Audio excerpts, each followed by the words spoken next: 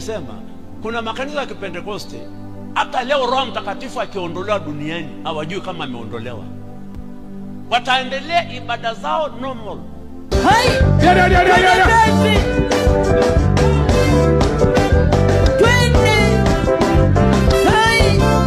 Hata ulikokuwa unaimba kwaya, unacheza sepu na wazinzi, moyo ulikuwa unakwambia tunachofanya hapa sio sawa. Lakini sasa ukahaba umejaa makanisani. Makanisani ni dangulo, ni mali watu wanaenda kutabiriwa pesa tu na utajiri. Sasa hivi utakatifu wa kweli makanisani haumo, utu wema makanisani haumo. Wacha wewe.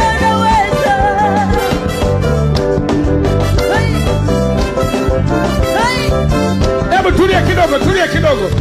Sikiliza, usimbanie Yesu. Ndio alikufinyanga akakupa haya makalio, akakupa mabega, akakupa na nyonyo.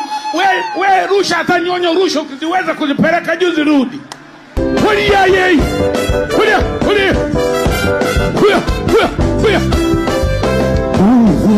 Kucheza kusizidi maadili ya Biblia.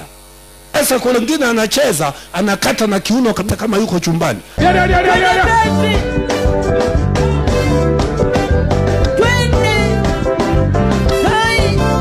Wacha wewe.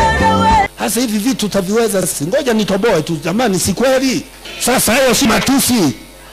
Halafu tunapigia makofi matusi. Hapana. Nakukuta kiuno kinatikisika kama nyingi.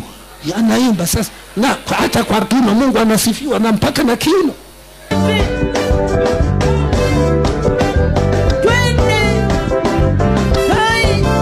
Wacha wewe. Na vingine vidada sasa.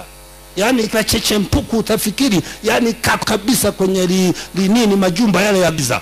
Nikasema sasa haka umekaokota wapi? Shukuriwe baba. Shukuriwe baba.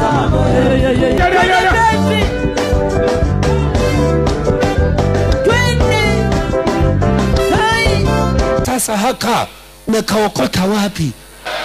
Nasema hivi, uimbaji ni sanaa. Step lazima zipo, lakini zisipite kiwango cha neno la Mungu.